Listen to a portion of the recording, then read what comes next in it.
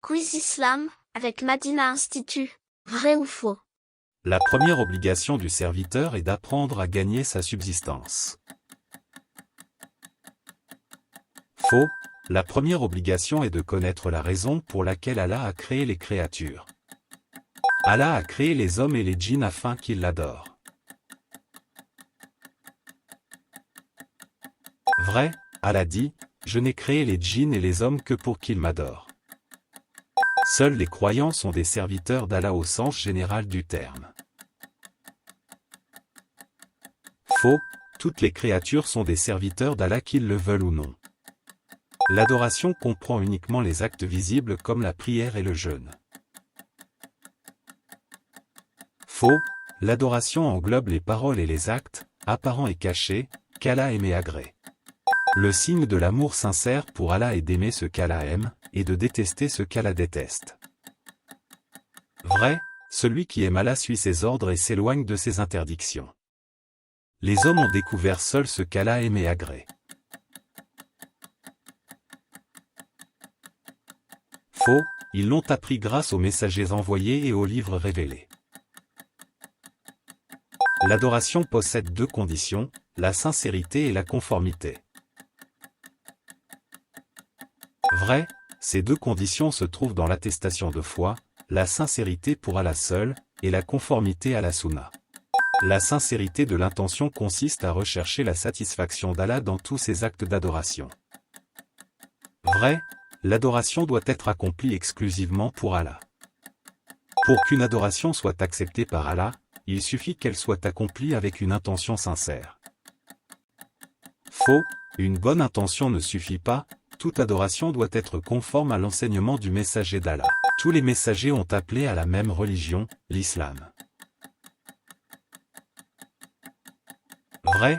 Tous les messagers ont appelé à l'adoration d'Allah seul sans rien lui associer. Notre religion ne possède qu'un seul degré. Faux. Notre religion comporte 3 degrés, l'islam, la foi et l'excellence, ensemble, ils englobent toute la religion. L'islam signifie se soumettre à Allah par l'unicité, lui obéir et se désavouer du polythéisme. Vrai. Celui qui se soumet entièrement à Allah s'accroche à l'anse la plus ferme. Une personne peut entrer en islam sans attester que Mohammed est le messager d'Allah. Faux. Le serviteur n'entre en islam qu'avec les deux témoignages, il n'y a de divinité digne d'adoration en dehors d'Allah et Mohammed est le messager d'Allah. Lorsque l'islam et la foi sont cités ensemble, ils ont exactement le même sens. Faux. Lorsqu'ils sont cités ensemble, l'islam concerne les actes visibles, et la foi concerne les actes du cœur. Une personne peut être musulmane tout en adorant d'autres divinités avec Allah. Faux. Le musulman n'adore personne en dehors d'Allah seul sans associé. Les piliers de l'islam sont au nombre de 6. Faux. L'islam est composé de 5 piliers et la foi de 6 piliers. Il existe 7 conditions indispensables pour que l'attestation de foi soit valide. Vrai. Les 7 conditions sont science, certitude, acceptation, soumission, véracité, sincérité et amour. La condition de la science s'oppose directement à l'ignorance du sens de l'attestation. Vrai. On doit savoir ce que l'on affirme, l'unicité, et ce que l'on nie, le polythéisme. La certitude signifie que le cœur peut admettre un doute léger tant que la langue prononce l'attestation. Faux. Le véritable croyant est celui qui croit en Allah et son messager sans jamais douter par la suite. La sincérité consiste à purifier son acte de toutes les souillures du polythéisme. Vrai. La sincérité consiste à vouer l'adoration exclusivement à Allah, sans ostentation ni association.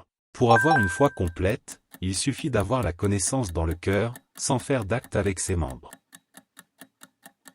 Faux.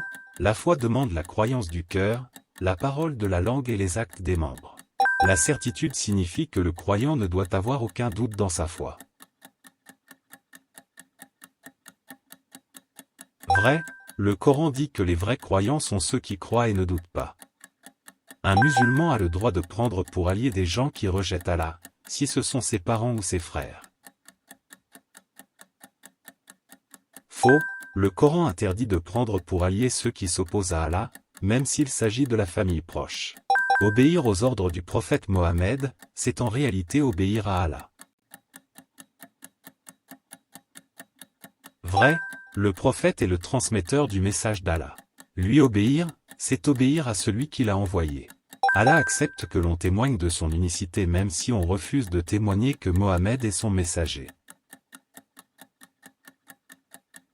Faux, les deux témoignages sont indissociables, on ne peut pas entrer dans l'islam avec l'un sans l'autre. Le prophète Mohammed a été envoyé uniquement aux êtres humains. Faux, il est l'envoyé d'Allah à l'ensemble des créatures douées de raison, tant les djinns que les hommes. Le seul jeûne obligatoire qu'Allah a imposé est le mois de Ramadan. Vrai, c'est ce que le prophète a répondu aux Bédouins qui l'interrogeaient sur ses obligations. Faire le pèlerinage à la Mecque est un devoir obligatoire pour tous les musulmans, même s'ils n'ont pas l'argent ou la santé. Faux, le Coran précise bien que c'est un devoir uniquement pour ceux qui en ont la capacité physique et financière. Si une personne refuse de faire un des piliers de l'islam par orgueil, son jugement est le même que celui de Satan et de Pharaon.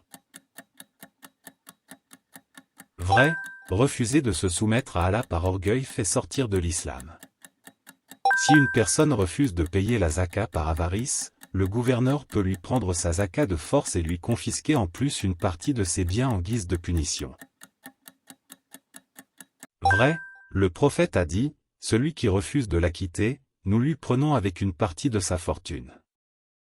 Si tout un groupe de personnes puissantes et armées refuse de payer la zaka, le gouverneur musulman doit les laisser tranquilles. Faux, le gouverneur doit les combattre jusqu'à ce qu'ils la paient. Un musulman qui a les moyens de faire le pèlerinage mais qui repousse l'échéance d'année en année jusqu'à sa mort ne risque rien.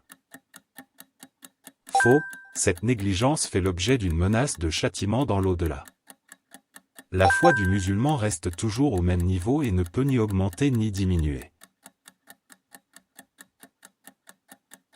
Faux, la foi augmente par l'obéissance à Allah et diminue par la désobéissance. La preuve que la foi est composée de 6 piliers précis, vient dans le célèbre hadith de l'ange Jibril. Vrai, lorsque l'ange Jibril a dit « Informe-moi au sujet de la foi », le prophète a détaillé les 6 piliers.